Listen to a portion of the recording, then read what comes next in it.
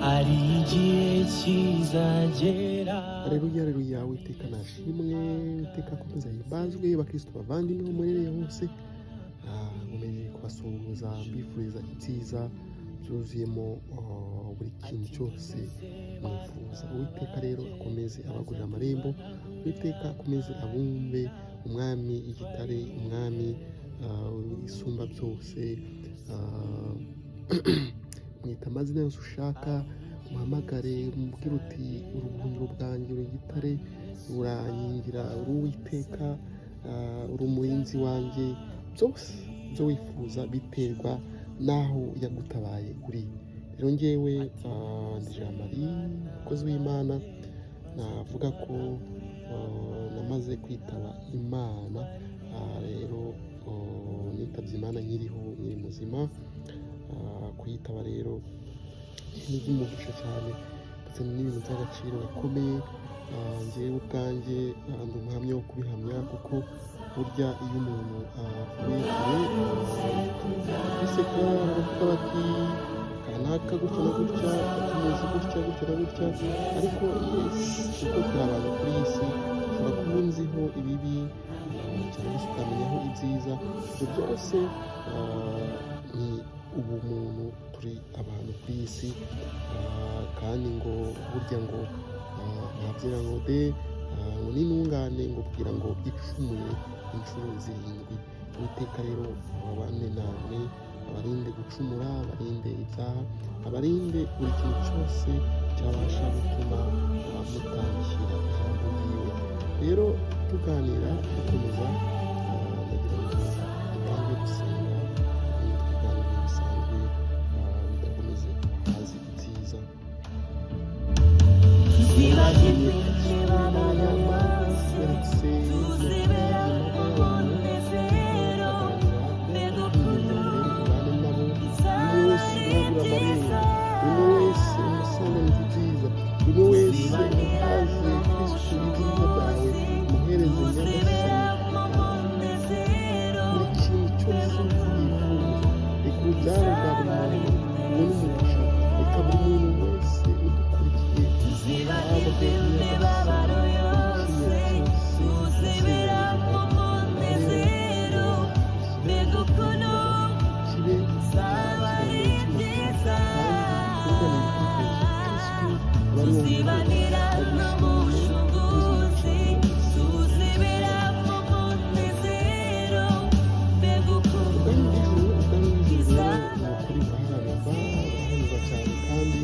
Burya iyo wamaze kuzakira icyaha, wamaze kugira umugongo, kuri inzira usigaje w'inzira y'amasengesho, ukazajya inama k'Uwiteka, ukagenda kuri iryo jambo ry'Imana, ugakomeza ugasenga ubudashya, kugira ngo Sekibi hato abonera kugusubiza inyuma ubundi.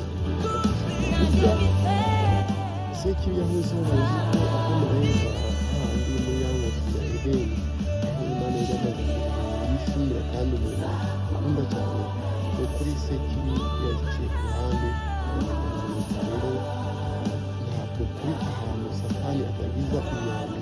Niba byarabaye muri Edeni, uyu munsi hano Imana tukabaho aho gusiga imirimo y'uko abaye ibibazo tubayeho, tugendera mu gusana kandi ibibazo by'ibikoresho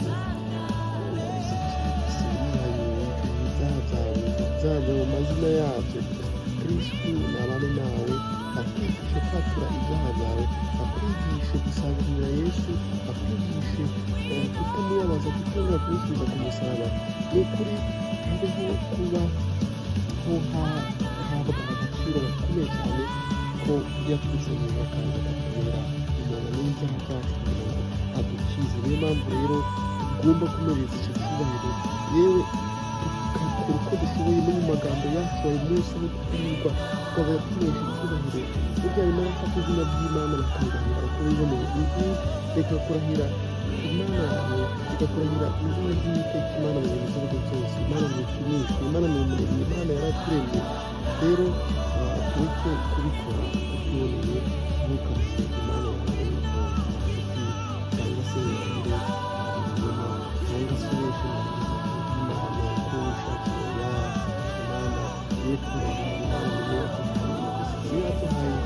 mwuka duhumeka, niyo yadukoreye buri kimwe cyose, niyo yatumye uyu munsi hano uramuka. Benshi bari kugenda bapfa hirya no hino, rero reka dushimire Imana kuko twe twaramutse uko bibaza.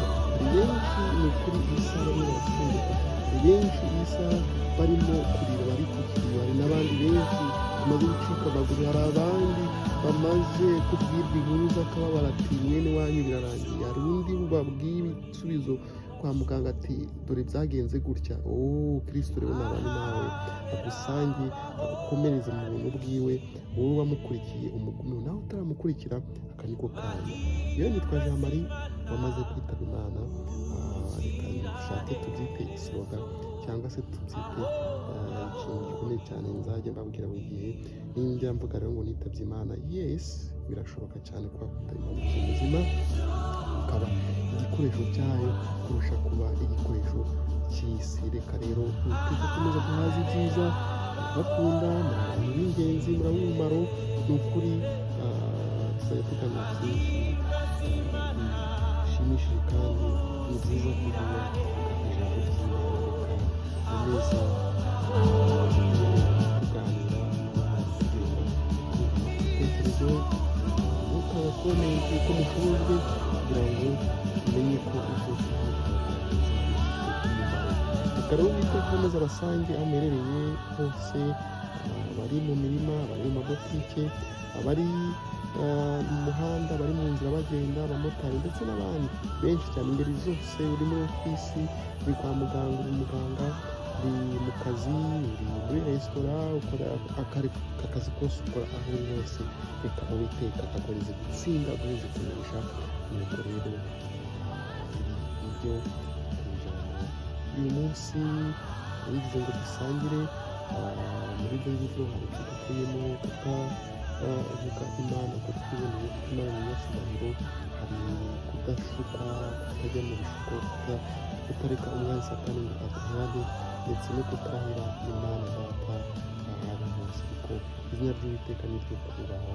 Ndetse ikindi kintu gikomeye, niba twanakoresheje twaguye mu makosa, twihane, tuzibukire ikosa kandi duhore twihana, duhore tureka icyaha kitari kutuganza mu izina rya Yesu Kristo, amen. Ndagushimiye wari udukurikiye. Njye nitwa Jean Marie wamaze kwitaba Imana.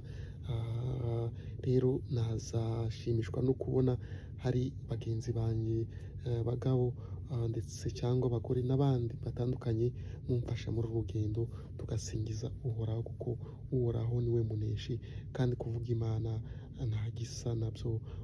Ni ukuri muzahabwa ingororano, nta yindi ingororano y'ubwami bw'Imana. N'abashimiye, Uwiteka akomeze abahereze umugisha, kandi muhahe muronke ifuriro ibyiza byuzuye mu buri kintu cyose mwifuza, buri kamwe kose wumva ko Imana ikaguha.